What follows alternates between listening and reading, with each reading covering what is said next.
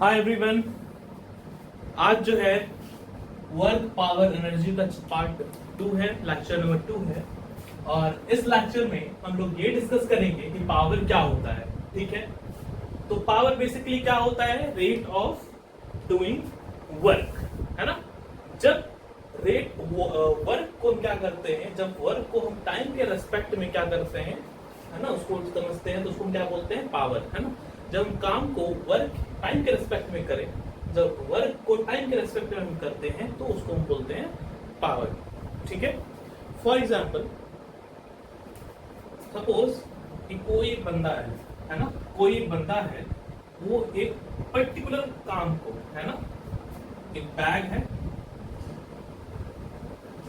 ये पर्सन है, वो इस बैग को लेकर जाता है स्पेसिफिक डिस्टेंस, है ना, कुछ डिस्टेंस जाता है, कुछ डिस्टेंस ट्रैवल करता है। मान लो ये 5 मिनट ट्रैवल करता है, तो जो ए है ये इस बैग को उठाकर 5 मिनट ट्रैवल करता है। कितने मिनट में? 1 मिनट में, है ना। ये टाइम क्या लगा रहा है? 1 मिनट लगा रहा है। ठीक, सपोज इसी बैग को बी, एक बंदा है बी जो है इसी चीज को उठाकर लेके जा रहा है, वो भी 5 मिनट डिस्टेंस ट्रैवल कर रहा है, और ये टाइम कितना लगा रहा है? 2 मिनट। तो यहाँ पर दो केसेस हो गया, है ना। यहाँ पे दो केसेस हमें यहाँ देखने को मिल रहा है।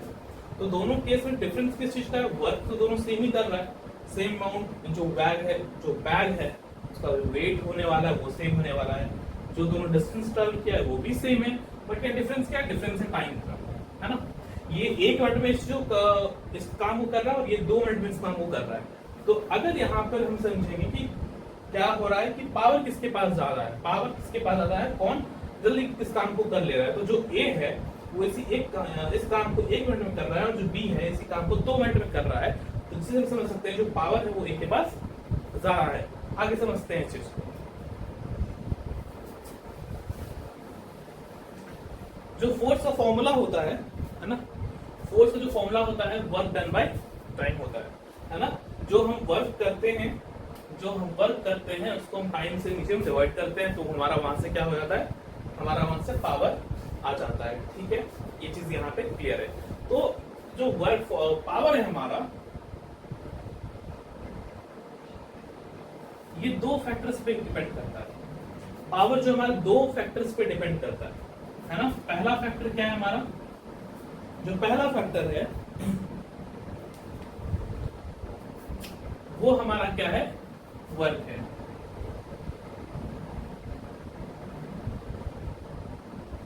पहला फैक्टर है वर्क डन एंड दूसरा फैक्टर है टाइम। अब हम जस्ट समझे थे कि कैसे जो पावर है वो वर्क और टाइम पे कैसे डिपेंड करता है। फिर से बात समझते हैं। जैसे कोई चीज है, जैसे कुली है ना, इस बैग को उठा के लेके जाना है ना।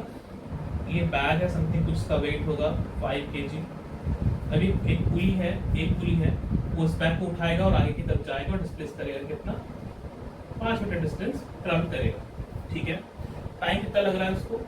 टाइम लग रहा है इसको 2 मिनट। ठीक है, टाइम को लग रहा है 2 मिनट। तो यहाँ पर जो वर्क हो रहा है इसके द्वारा, जो वर्क होगा वो कितना होगा? 5 kg है ना। इसमें जो जी लगेगा वो ले लेते हैं 10 मीटर पर सेकेंड स्क्वायर। तो यहाँ पे जो इसका वेट हो जाएगा 5 × 10 50 फोर्स हो गया। एंड जो डिस्टेंस ट्रैवल हुआ 5 मीटर ट्रैवल हुआ है, इसका मतलब हो गया 250 जूल, है ना। वर्क कितना हो गया? 250 जूल। अब यहाँ पे अगर हम पावर देखना हो तो इसका पावर कितना है? ये इस काम को कर रहा है कितने? 2 मिनट्स में। ठीक है, 250 जूल। पावर का फॉर्मूला क्या होता है? Work done by time. तो वर्क डन यहाँ पर लिखा हुआ है, टाइम नीचे लिखेंगे, टाइम 2 मिनट्स हमारा 2 मिनट्स। ये कट जाएगा, ये 125 हो जाएगा। इट मींस जिसका पावर है ना, जिसका पावर है वो क्या हो रहा है यहाँ पे? जो इसका यहाँ पावर है 125 जूल पर मिनट। मतलब 1 मिनट में वो कितना जूल वर्क कर रहा है? 125 मिनट। ये केस ए का था। सपोज अब इसी जगह पे एक बी इंसान हो कि इसी काम को कर रहा हो, इसी बैग को उठाया, 5 मिनट चला, बट ये टाइम कितना ले रहा है? ये टाइम ले रहा है, ये 4 मिनट टाइम ले रहा है। ठीक है, ये जो है 4 मिनट टाइम ले रहा है। तो अब इसके लिए अगर हम वर्क निकालें, पावर निकालें, तो पावर क्या होगा इसके लिए? तो तुम्हें पता है वर्क ये सेव कर रहा है ना, बिकॉज सेव इट उठा रहा है और सेम डिस्टेंस ट्रैवल कर रहा है। तो वर्क जो होगा यहाँ पे इसका 250 जूल ही होगा, बट टाइम का कितना लग रहा है? 4 मिनट्स, है ना।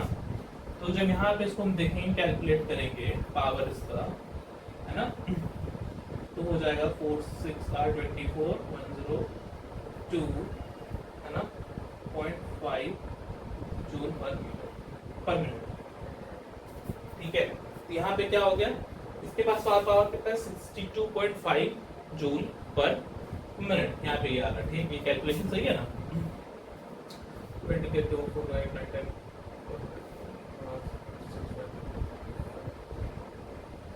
ठीक है।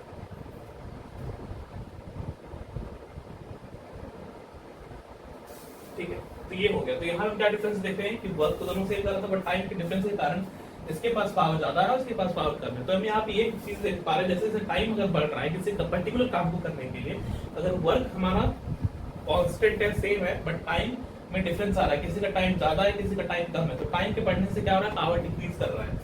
टाइम के बढ़ने से क्या हो रहा है? पावर डिक्रीज कर रहा है। क्या हो रहा है? टाइम के बढ़ने से पावर हमारा क्या होता है? डिक्रीज करता है। और जो टाइम को हम कांस्टेंट रखते हैं और वर्क को बढ़ाते हैं, तो उस कंडीशन में क्या होता है? पावर हमारा बढ़ता है।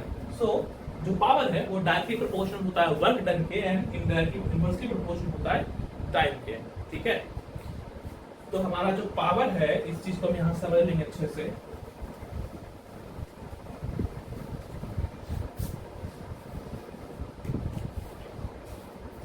जो पावर है वो डायरेक्टली प्रोपोर्शनल होता है किसके?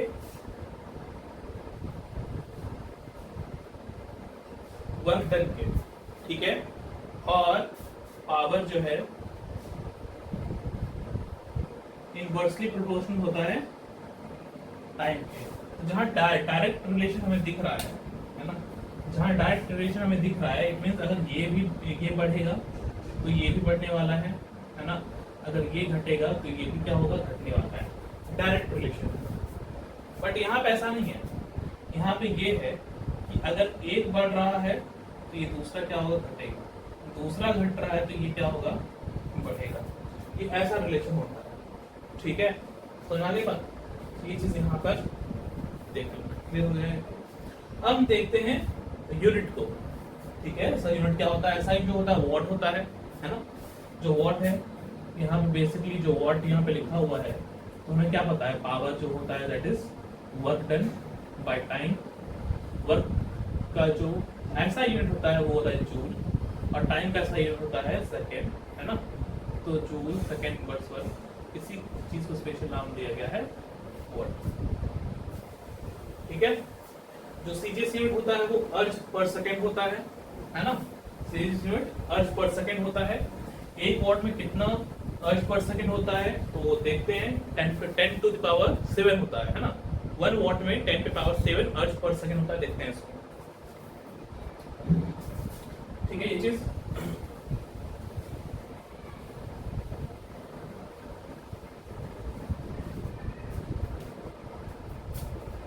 वन वाट है ना। तो 1 वाट इसमें क्या, हमें क्या पता है इसमें क्या है? जूल है ना, जूल पर सेकेंड। तो वॉट में क्या है? जूल है। तो एक जूल में कितना अर्ज होता है हमें पता है क्या है? 10 टू पावर 7 अर्ज, है ना। और सेकेंड जो है सीजीएस यूनिट में भी टाइम का जो यूनिट होता है वो सेकेंड ही होता है। सो यहाँ पे ये सेकेंड ही लगने होता है। सो अगर हम समझें 1 वॉट में कितना अर्ज पर सेकेंड होता है, तो 10 टू पावर 7 होता है। ठीक है, यहाँ पे ये चीज है। एक और फॉर्मूला को यहाँ पे देख लेते हैं। ठीक है, हमारे पास ये फॉर्मूला है P is equals to W by T। ठीक है, तो यहाँ पे हम लिख सकते हैं P is equals to work जो होता है वो होता है F into S by T. ठीक है, तो P is equals to F into S by T. So P जो हो जाएगा F इंटू ये हो जाएगा S by T, that is displacement for time. ये हो जाएगा एवरेज वेलोसिटी।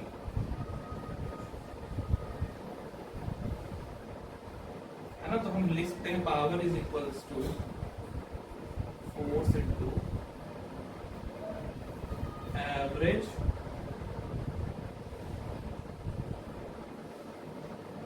एवरेज वेलोसिटी, ठीक है।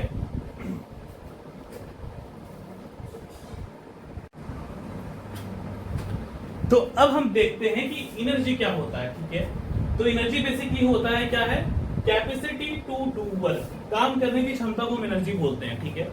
किसी भी इंसान हो या फिर किसी भी व्हीकल हो, उसमें जितना एनर्जी होगा उतना ही वो काम अच्छे से कर पाएगा, ठीक है। फॉर एग्जाम्पल जैसे हम इंसान है, हमारे अंदर जितना ज्यादा खाना होगा, जितना ज्यादा खाना सही न्यूट्रिशन को हमारे अपने बॉडी में लेंगे, है ना, उसके अकॉर्डिंग हम सही तरीके से मेंटली वर्क कर पाएंगे, फिजिकली वर्क कर पाएंगे, है ना। अगर हमारे बॉडी में एनर्जी नहीं रहेगा तो ना ही हम फिजिकल वर्क कर पाएंगे और ना ही मेंटल वर्क कर पाएंगे, ठीक है। तो किसी भी काम को करने के लिए हमें चाहिए होता है एनर्जी, है ना, बिकॉज एनर्जी के ही वजह से क्या कर पाते, किसी भी काम को कर पाते हैं। वैसे ही व्हीकल्स में होता है, व्हीकल्स में हम क्या प्रोवाइड करते हैं, कोई भी जो पेट्रोलियम होता है, कोई भी डीजल होता है, नेचुरल गैस होता है, तो वो जब हम प्रोवाइड करते हैं उसको प्रोवाइड करते हैं, जिसकी वजह से कोई व्हीकल जो होता है वो क्या करता है, वर्क करता है, चलता है ना।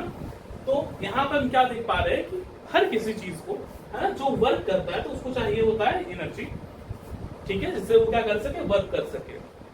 ये भी एक स्केलर क्वांटिटी है ना, सिर्फ और सिर्फ मैग्नीट्यूड के ऊपर डिपेंड करता है, ये डायरेक्शन के ऊपर डिपेंड नहीं करता है, ठीक है। अभी अब ये समझते हैं कि जैसे कोई बॉडी, फॉर एग्जाम्पल अब कोई बॉडी है, उसको हम क्या कर रहे हैं, ग्राउंड से ऊपर ले जा रहे हैं, यहाँ पे ले जाके क्या कर रहे हैं, बॉडी को इस पोजीशन पे रख दे रहे। तो हम क्या देख रहे हैं, ये जो बॉडी है ना, इस हाइट पे है, ये इस हाइट पर है, ठीक है। ये हम देख रहे हैं यहाँ पे कि किसी बॉडी में, जब किसी बॉडी पे अगर वर्क कर रहे होते हैं, है ना, तो किसी बॉडी पर वर्क कर रहे होते हैं तो उसमें क्या होता है, एनर्जी स्टोर होता है जाके, है ना। और जब कोई बॉडी वर्क करता है तो उससे क्या होता है, एनर्जी लॉस होता है, ठीक है। वो पहले समझते, सबसे पहले क्या देख रहे हैं, इस बॉडी पे वर्क कर रहे हैं, है ना, इस बॉडी को क्या किया, ग्राउंड से ऊपर इस हाइट पे जाके इसको रख दिए हैं। तो इससे क्या हो रहा है, अब जो ये बॉडी है इस पोजीशन पे रखा हुआ है, जो ग्राउंड और इस बॉडी के बीच का जो डिस्टेंस है वो h है, और इस बॉडी का मास होगा m, है ना, और जो ग्रेविटी नीचे के डायरेक्शन में लग रहा होगा वो g लग रहा होगा। तो अब इस पोजीशन पे जब वो सर्टेन हाइट पे है तो इस बॉडी में क्या होगा, एक एनर्जी स्टोर हो जाएगा, वो एनर्जी है पोटेंशियल एनर्जी, है ना, अगेंस्ट द ग्रेविटी, है ना। तो यहाँ पे वो जो एनर्जी है वो क्या होगा, mgh। mgh, what is mg? mg is the weight and h is the distance. तो ये जो एनर्जी है वो इस बॉडी में जाके स्टोर हो जाएगा। अब इस पोजीशन पे जो है क्या किए हैं, इस बॉडी पे वर्क ये किए हैं, इसमें जो है इस पोजीशन पे क्या हो रहा है, इसमें पोटेंशियल एनर्जी स्टोर हो चुका है, ठीक है। अब सपोज क्या करते हैं, इसको रिलीज करते हैं, यहाँ से इसको क्या करते हैं, रिलीज करते हैं। तो जैसे इसको रिलीज करेंगे तो ये क्या होगा, काम करना स्टार्ट करेगा। फर्स्ट केस में अभी हम लोग क्या किए थे, पहले केस में, अभी जो केस 1 अभी हम देखें यहाँ पे, इसमें हम इस बॉडी पे वर्क किए थे, वर्क डन ऑन बॉडी। इसमें क्या किया, बॉडी पर वर्क किए, जिसके वजह से उसमें क्या हुआ, एनर्जी जाकर स्टोर होगा, ठीक है। अब मान लेते हैं ये यहां से नीचे क्यों गिरता है, टुवर्ड्स द ग्राउंड ही आता है, ठीक है, वही डिस्टेंस h ही है, ठीक है, ठीक है, ये नीचे की तरफ गिरता है। अब जब ये नीचे की तरफ गिरेगा तो यहाँ पे हम ये समझ पा रहे हैं, यहाँ पे क्या होगा, जब नीचे की ओर गिरेगा तो इसका जो पोटेंशियल एनर्जी होगा वो यहाँ धीरे धीरे डिक्रीज करना स्टार्ट कर देगा। क्या करना स्टार्ट करेगा, डिक्रीज करना स्टार्ट कर देगा, ठीक है, डिक्रीज करना स्टार्ट कर देगा, और एक पॉइंट आएगा जहां पोटेंशियल एनर्जी क्या हो जाएगा, जीरो आ जाएगा। तो हम क्या देख रहे हैं कि जब बॉडी वर्क कर रहा है ना, बॉडी क्या हो रहा है, डिस्प्लेस कर रहा है। तो जब बॉडी वर्क कर रहा होता है तो उसमें जितना एनर्जी स्टोर होता है ना, वो क्या होने लगता है, जीरो होने लगता है, कम होने लगता है, डिक्रीज होने लगता है। तो यहाँ पर एक चीज ये भी समझते हैं, डिक्रीज हो रहा है तो क्या मतलब एनर्जी खत्म होते जा रहा है, मतलब ये जो पोटेंशियल एनर्जी यहाँ पे कुछ इसमें स्टोर था, अब जाके वो जीरो हो गया, तो क्या इसका जो एनर्जी था, इसमें स्टोर एनर्जी था, वो क्या जीरो हो गया या फिर कहाँ चला गया, ये खत्म हो गया, डिस्ट्रॉय हो गया, तो हम यहाँ पे ये समझते हैं कि ये जो पोटेंशियल एनर्जी है ना, वो यहाँ पे क्या हो जा रहा है, जीरो हो जा रहा है। तो यहाँ पे ये जो पोटेंशियल एनर्जी है वो दूसरे फॉर्म में चेंज हो जा रहा है ना। ये पोटेंशियल एनर्जी जैसे जैसे क्या हो रहा है ना, जैसे जैसे नीचे जो ऑब्जेक्ट है जैसे जैसे नीचे की तरफ आ रहा है, तो इसका पोटेंशियल एनर्जी तो डिक्रीज हो रहा है, बट काइनेटिक एनर्जी क्या हो रहा है, इंक्रीज करता जा रहा है। तो ये जो पोटेंशियल एनर्जी हम देख रहे हैं कि किसमें कन्वर्ट होते जा रहा है, काइनेटिक एनर्जी में कन्वर्ट होते जा रहा है, ट्रांसफॉर्म होते जा रहा है। और इस पॉइंट पे आके क्या होता है, काइनेटिक एनर्जी क्या होता है, मैक्सिमम हो जाता है। ठीक है, तो जो पोटेंशियल एनर्जी इस पोजीशन में स्टोर था, वो अब यहाँ पे आके क्या हो गया, काइनेटिक एनर्जी में आके स्टोर हो गया। ठीक है, तो यहाँ पे हम एक चीज ये भी देख पा रहे हैं कि कोई भी जो एनर्जी है ना, वो कभी भी किसी भी पॉइंट पे जो जितना पहले था उतना ही रहता है। हो सकता है उसका फॉर्म जो होता है वो क्या हो जाता है, चेंज हो जाता है। इसको हम आगे डिस्कस करेंगे कंजर्वेशन ऑफ एनर्जी। ठीक है, तो सबसे पहली बेसिक चीज ये था कि हम क्या देख रहे हैं कि जो भी ऑब्जेक्ट होता है, अगर हम उसके ऊपर उस ऑब्जेक्ट के ऊपर वर्क करते हैं तो उसमें जाके एनर्जी स्टोर होता है, और ऑब्जेक्ट अगर वर्क करता है तो उससे एनर्जी क्या होता है, रिलीज होता है। ठीक है, एनर्जी डिक्रीज करता है उसका। ठीक है, ये चीज यहाँ पे है, इसको बताते हैं यहाँ पे।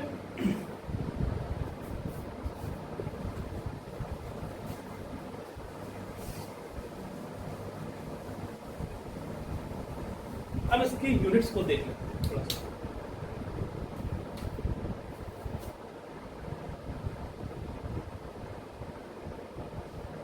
तो अगर ऐसा यूनिट जो है एनर्जी और वर्क, इन दोनों का ऐसा यूनिट सेम होता है, और सीजीएस यूनिट सेम होता है। ठीक है, दोनों का ही क्या होता है, यूनिट यहाँ हमारा क्या हो रहा है, सेम हो रहा है, जूल, और सीजीएस यूनिट हमारा यहाँ पे अर्ज हो रहा है। ठीक है, ये चीज यहाँ पे क्लियर है। इसके अलावा बहुत सारे यूनिट्स हैं, यहाँ पे इसको देख लेते हैं।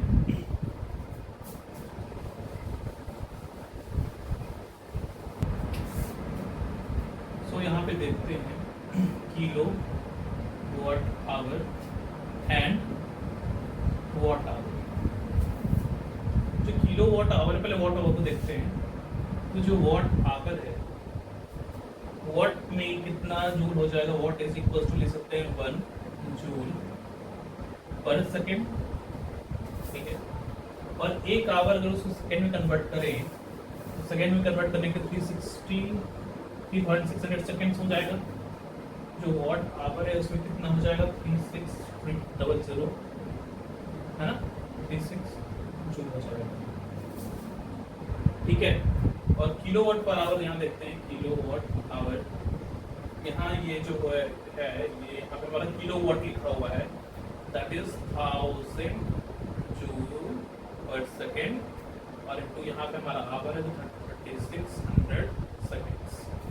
तो ये जो हो जाएगा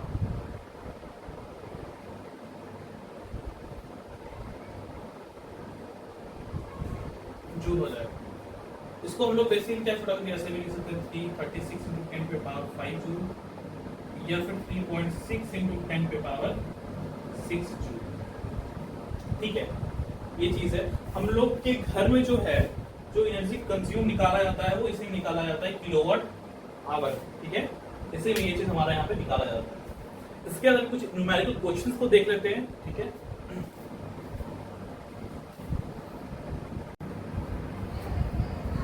अब यहाँ पे कुछ हम न्यूमेरिकल क्वेश्चंस को देख लेते हैं। सबसे पहला क्वेश्चन यहाँ पे ये दिया हुआ है, force of 30 kgf acts upon a body that displaces by 1 meter, calculate work in the direction of force। तो जब work in the direction of force होता है तो यहाँ पे वर्क का फॉर्मूला होता है Fs cos थीटा, एंड यहाँ पे cos थीटा जो है उसका यहाँ पे जो एंगल होगा वो 0 डिग्री होगा, Fs cos 0। वर्क है हमारा 30 kgf और डिस्प्लेसमेंट है 1 मीटर, एंड ये cos 0 का जो वैल्यू होता है वो 1 होता है। ठीक है, तो ये हो जाएगा वर्क हमारे यहाँ पे 30 जूल। ठीक है, सेकंड क्वेश्चन है, इफ द एंगल 60 डिग्री, अगर एंगल 60 डिग्री का हो, अगर एंगल 60 डिग्री हो तो यहाँ पे क्या हो जाएगा, Fs cos 60, Fs cos 60। सो cos 60 का जो वैल्यू होता है वो होता है हाफ। सो यहाँ पे फोर्स जो 13 kgf है, डिस्प्लेसमेंट 1 मीटर का है और ये हाफ हो जाएगा, तो वर्क डन क्या हो जाएगा यहाँ पे 15 जूल। एंड थर्ड क्वेश्चन है normal force. It means the direction of force and the direction of displacement दोनों के बीच में जो एंगल बनेगा 90 का बनेगा। W is equals to F as cos 90। cos 90 का जो वैल्यू होता है वो होता है 0। सो यहाँ पे ये हो जाएगा 30 into 1 into 0 and this is 0। तो इस केस में वर्क डन यहाँ पे 0 आ गया। फर्स्ट क्वेश्चन ये है, ठीक है। सेकंड क्वेश्चन देखते हैं, ये हो चुका है, देख लीजिए उसको।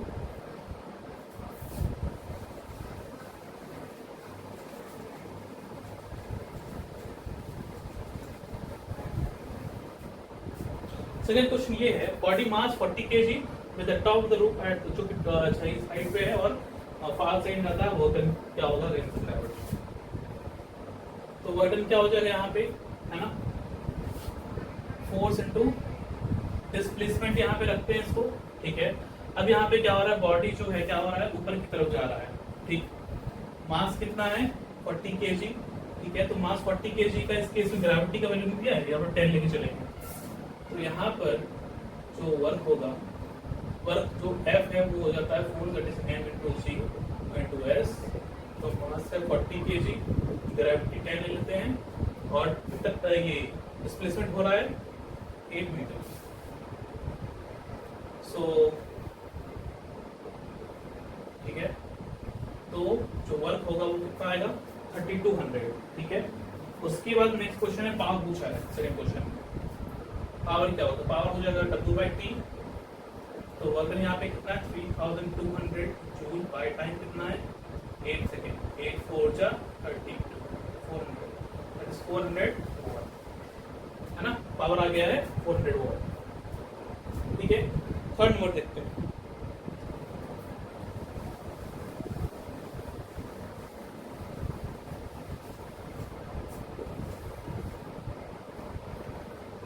इलेक्ट्रिक हीटर है, ठीक है। इसका पावर दिया हुआ है, टाइम दिया हुआ है, हमको निकालना है एनर्जी किलोवाट आवर और जूल, ठीक है। तो सबसे पहले हमें ये पता होना चाहिए फॉर्मूला क्या होता है। फॉर्मूला हम पहले लोग यहाँ पे पहले डिस्कस कर चुके हैं, P into T is equals to power into time is equals to energy. तो सबसे पहली चीज क्या है, पावर हमारे पास दिया हुआ है, टाइम भी दिया हुआ है, बस इसको पहले केस में किलोवाट आवर में निकालना है। तो पावर है हमारे पास क्या, क्वेश्चन नंबर 3, पावर है 3 किलोवाट, है ना, और टाइम क्या है 10 आवर्स। तो 30 किलोवाट आवर, फर्स्ट केस का आंसर क्या होगा 30 किलोवाट आवर। नेक्स्ट है जूल, सेकंड जूल में निकाल। तो हमें ये पता होना चाहिए कि 1 किलोवाट आवर में कितना जूल होता है। तो 3.6 into 10 पे पावर 6 जूल होता है, ठीक है। तो हमारे पास कितना दिया हुआ है 30 kilowatt hour, that is 30 into 6 joule हो जाएगा ये, ठीक है। तो यहाँ पर ये हो जाएगा 6 से 1 9 10 10 पे पावर 7, ठीक है। ये चीज हो जाएगा। 4 नंबर क्वेश्चन देखते हैं क्या।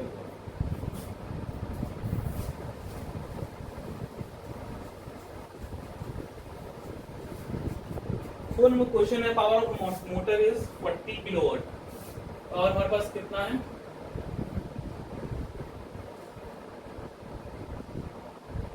पावर हमारे पास कितना है 40 किलोवाट। स्पीड पूछा है हमसे, किस स्पीड से बॉडी मूव करेगा जिससे क्या हो, इस लोड को वो कैरी कर पाएगा। लोड मतलब फोर्स यहाँ पे हमारा कितना है 20,000 न्यूटन। तो हमें वेलोसिटी बताना है किस स्पीड से जो है उसको वो मूव कराएगा, जिससे क्या कर सकता है वो इस लोड को कैरी कर सकता है। पावर कितना है इसका 440 किलोवाट, ठीक है। तो हमें यहाँ पे एक फॉर्मूला भी पता है, यहाँ पे पावर का फॉर्मूला होता है F इंटू एवरेज, ठीक है, वेलोसिटी। तो यहाँ से पावर हमारे पास 40 दिया हुआ है, 4 से 20,000 न्यूटन, है ना। यहाँ से हम V निकाल लेंगे।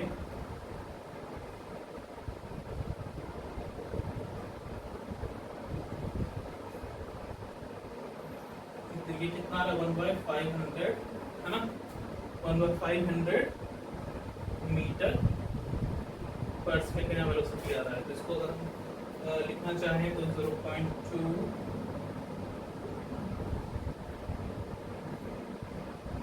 मीटर पर सेकेंड, नहीं 0.002 मीटर पर सेकेंड हो जाएगा। ठीक है, हाँ ठीक है। फोर नंबर क्वेश्चन है, pump lift water mass 200 kg from depth of this. ये भी सिंपल क्वेश्चन है। 5 number,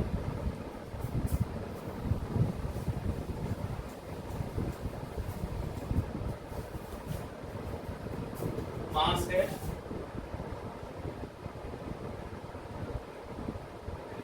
200 kg, depth it means height 75 metre and time है 10 सेकेंड। सबसे पहले पूछा है वर्क, तो वर्क पता है F × 2S, यहाँ पे करेंगे तो फोर्स हमारा हो जाएगा 200 एंड G का वैल्यू वो 10 ही होगा, G 10 ले लेते हैं एंड डिस्प्लेसमेंट 75 ले लेते हैं, है ना। 75 × 2 कितना हो जाएगा 150, है ना। ठीक है, तो ये हमारा यहाँ पे जूल हो जाएगा। उसके बाद है पावर, पावर पूछा गया है तो पावर यहाँ पे हमारा क्या हो जाएगा W/T, 1500 बाय 10 सेकेंड्स, ये हो जाएगा 15,000 वॉट। ठीक है, ये चीज़ है यहाँ पे। उसके बाद बोला गया है पावर रेटिंग इफिशियंसी 40%। अगर पावर का रेटिंग बताना है, अगर इफिशियंसी 40% है, तो मतलब जो मशीन है जो भी काम कर रहा है उसका एफिशिएंसी सिर्फ और सिर्फ 40% है। ये जो पावर है इसका सिर्फ और सिर्फ एफिशिएंसी अगर 40% है तब बताना है पावर रेटिंग कितना होगा। तो इफिशिएंसी यहाँ पे क्या है, इफिशिएंसी बेसिकली क्या होता है, इफिशिएंसी बेसिकली यहाँ पे हम क्या समझते हैं, ऊपर में हम ये लिखते हैं, ऊपर में जो इसका टोटल वैल्यू होता है ना, इसका टोटल पावर जो होता है, और यहाँ लिखते हैं कितना इनपुट हम डाल रहे हैं, है ना। तो हमको क्या निकालना है, पावर रेटिंग निकालना है। जब 40% ही सिर्फ यूज होगा तो हमको सिर्फ ये निकालना है। तो इफिशियंसी कितना दिया, 40% दिया है। ठीक है, टोटल पावर हमारे पास कितना है, और इनपुट पावर है ना। सो ये हो जाएगा उधर, इनपुट पावर हो जाएगा